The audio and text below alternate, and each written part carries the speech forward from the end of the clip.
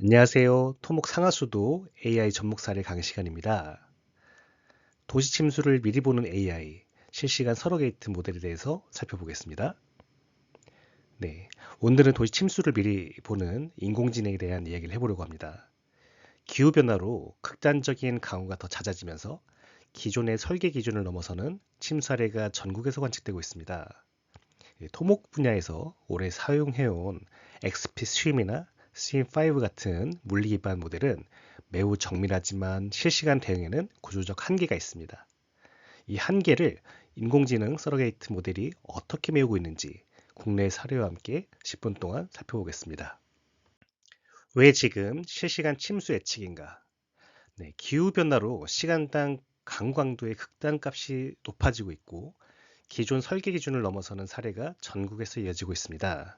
특히 도심 저지대와 지하공간, 또 반지하 주거는 단 몇 분의 차이로 피해 규모가 크게 달라집니다. 결국 재난의 대응은 이 핵심은 언제, 어디가 잠길지를 얼마나 빨리 또 얼마나 정확하게 알 수 있느냐에 따라서 그 피해가 크게 차이가 납니다. 이 문제에 답하기 위해서 기존 물리 기반 모델만으로는 부족하다는 인식이 드러나고 있고요.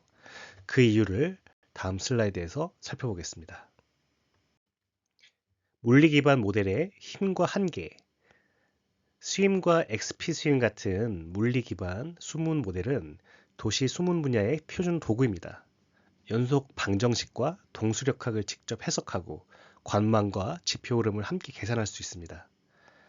다만 실시간 대응 관점에서는 구조적 제약이 분명합니다. 도시 규모가 격자가 늘어나갈수록 한 시나리오를 푸는데 수십 분에서 수시간이 걸리고 또 여러 강우 시나리오를 동시에 탐색하기도 어렵습니다. 실제 호우가 닥쳤을 때 지금 이 도시가 어떻게 잠길 것인가를 빠르게 묻기에는 속도 부족이 현실적인 벽이 됩니다. AI 서러게이트 모델의 발상입니다. AI 서러게이트 모델의 발상은 간단합니다. 정밀한 물리 모델을 대체하려는 것이 아니라 그 결과를 빠르게 재현하는 것입니다. 먼저 다양한 강우의 경계 조건을 물리 모델로 수천 건 미리 돌려 입력과 결과의 쌍을 학습 데이터로 만듭니다.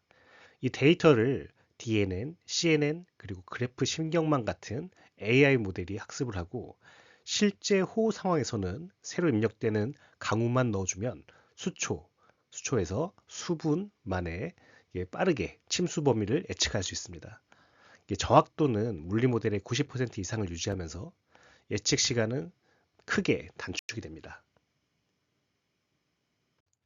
PINN 물리정보 신경망 서러게이트 모델의 대표적인 진화 형태가 PINN 물리정보 신경망입니다. 전통 딥러닝이 데이터만으로 규칙을 추정한다면 PINN은 물의 연속 방정식과 운동량 방정식을 학습의 손실함수에 직접 넣어 물리적으로 말이 되는 해를 우선 선택하게 만듭니다. 관측 데이터가 부족한 중소도시 유역이나 관로 대장과 측량 자료가 불완전한 구역에서도 일반화 성능이 비교적 잘 유지가 됩니다. 불확실성 추정과 또 결합할 수 있다는 점도 재난 의사결정에 큰 장점으로 작용합니다. 해외 사례 대도시 서러게이트 모델 연구. 해외에서는 다양한 서러게이트 모델 연구와 실증이 축적되고 있습니다. 영국의 대도시 연구에서는 도시 영역 전체를 학습해 분 단위로 침수 범위를 예측하는 시연이 이어지고 있습니다. 홍수 대응 선진국인 네덜란드 델프트 계열에서는 물리 모델과 인공지능을 결합한 실무 플랫폼이 다수 보고되고 있고 또 미국에서는 허리케인과 폭우가 결합된 복합 시나리오에서도 그래프 신경망 기반 서러게이트가 주목받고 있습니다. 이 공통점은 단순한 딥러닝이 아니라 물리 지식을 끌어안는 하이브리드 구조로 진화하고 있다는 점입니다.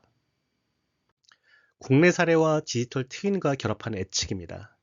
국내에서도 유의미한 움직임이 이어지고 있습니다.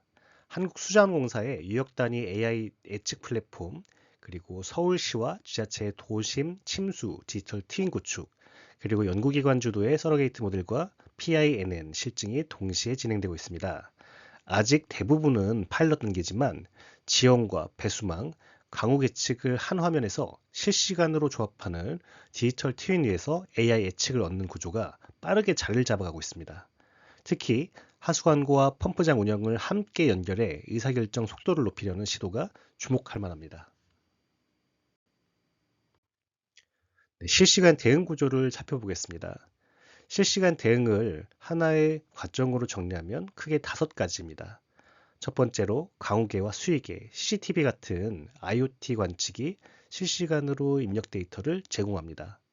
두 번째로 서러게이트와 같은 PINN 기반 AI가 곧바로 침수 범위를 추정합니다. 세 번째로 펌프와 수문 운전, 그리고 대피 우선순위와 같은 의사결정을 이 시스템이 지원을 합니다. 네 번째로 심 알림, 그다음에 현장의 통제, 또 시설 운영이 실제로 실행이 됩니다. 마지막으로 관측된 실제 결과가 다시 모델에 재한류되어 다음 호우에는 더 좋은 예측을 할 수 있도록 지원을 합니다. 네, 이 루프의 핵심은 시간을 확보하는 것입니다. 예측과 결정, 조치 사이의 지연을 최소화해야 되기 때문입니다.